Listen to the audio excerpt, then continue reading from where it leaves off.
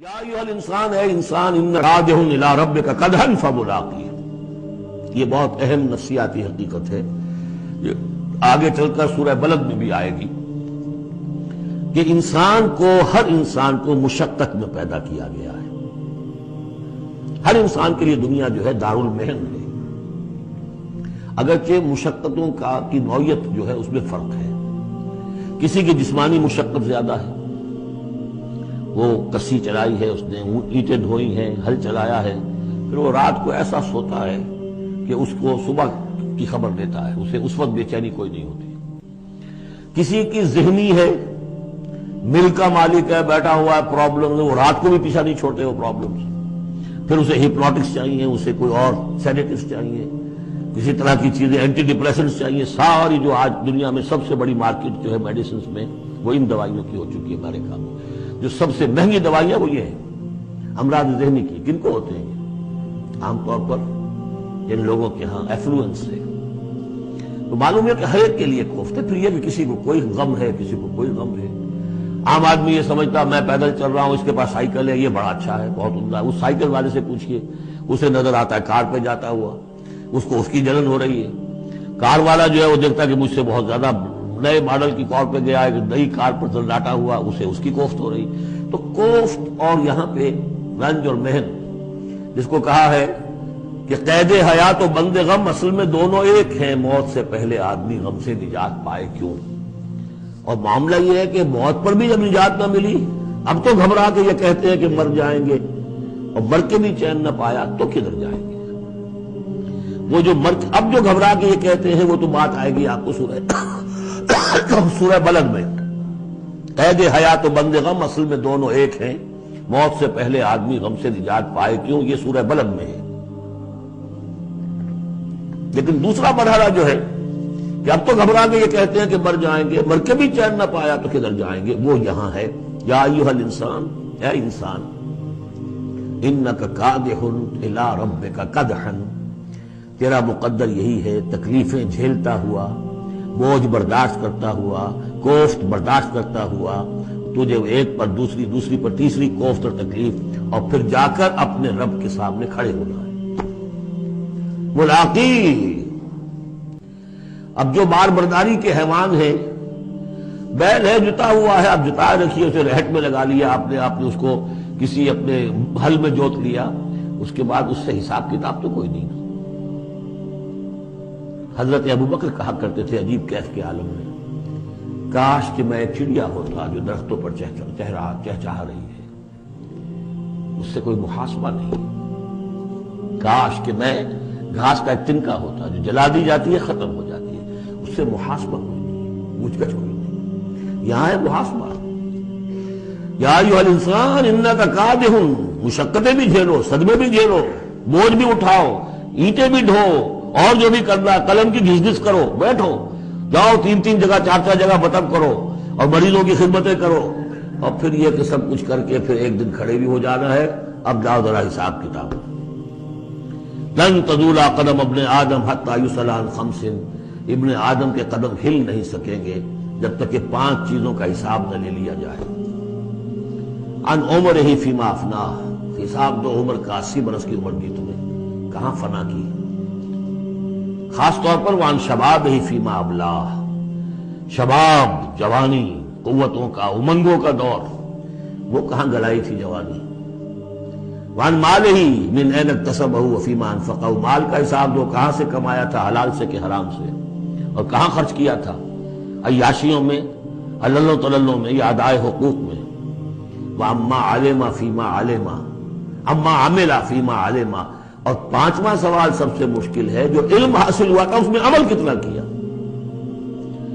اس اعتبار سے ایک بات بتا دوں، برا نہ مانے، جن لوگوں نے پابندی سے یہاں یہ آج کون سا دن ہو گیا ہے، 25واں، ان کی سب سے بڑی مشکل ہو گئی ہے۔ اب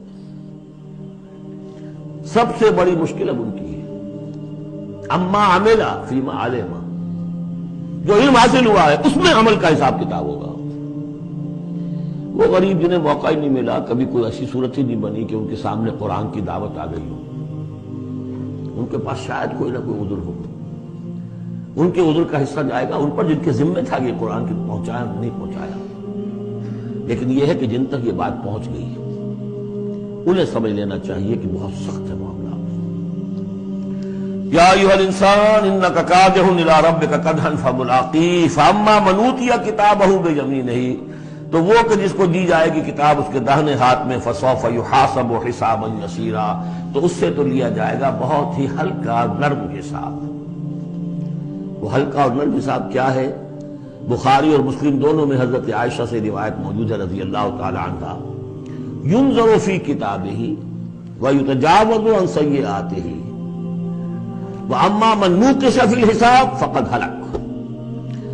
یعنی حساب یسیریہ کی کتاب نہ اس کا دیکھ لیا جائے گا بس ایک نظر سے اور اس کی خطاؤں کو بخش دیا جائے گا، لیکن جس سے مناقشہ ہو گیا، جرا ہو گئی، وہ ہلاک ہو جائے گا.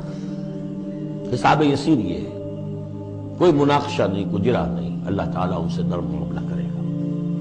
وَيَنْقَلِبُ إِلَىٰ أَهْلِهِ مَسْرُورًا، وہ جب واپس آئے گا اس عدالت کے کٹہرے سے تو بڑا خوش و خرم آئے گا اپنے گھر والوں کے پاس کہ جان چھٹی لاکھوں پائے، اللہ تعالیٰ کی رحمت سے، اللہ کی مغفرت سے میرا معاملہ تو سیدھا ہو گیا.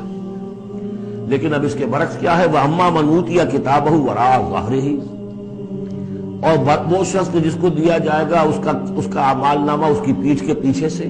وہ کیوں؟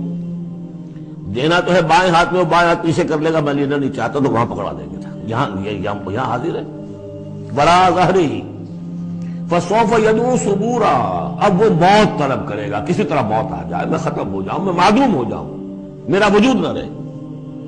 ویصلی سعیرا، لیکن وہ داخل ہوگا جہنم میں. انہ کان فی اہلہ مسرورا، بہت اہم ہے یہ مقام. وہ اپنے اہل و عیال میں بڑا خوش و خرم رہا ہے زندگی میں، دنیا میں، حرام سے دن بھر کی محنت کر کے.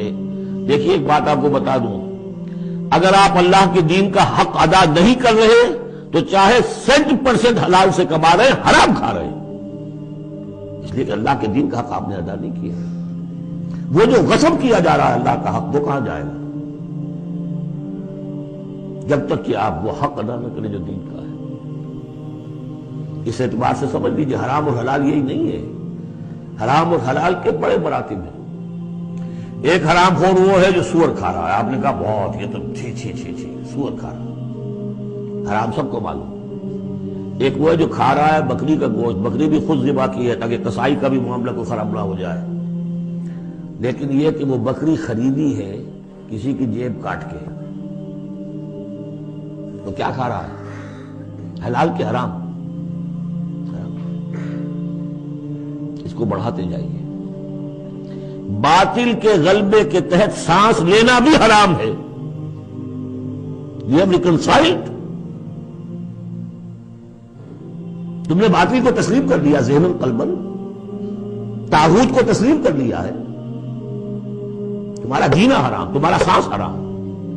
الا یہ کہ تن من دھن، اپنی صلاحیتوں کا صرف منیمم رکھا جائے اپنے لیے اور میکسیمم جو ہے خرچ کر دیا جائے اس نظام کو بدلنے کے لیے، وہ اس کا کفارہ ہو جائے. ورنہ یہ کہ وہ آپ ناپ تول کر کے تو حلال کھا رہے ہیں، لیکن جس نظام باطل کی آپ چاکری کر رہے ہیں، جس کی ملازمت کر رہے ہیں، جسے سپورٹ کر رہے ہیں، بڑی تنخواہ ملی ہے، ورلڈ بینک کی کسی برانچ میں جو ہے مینیجر لگ گئے ہیں، کس نظام کو آپ چلا رہے ہیں؟ بہرحال وہ بات لمبی ہو جائے گی.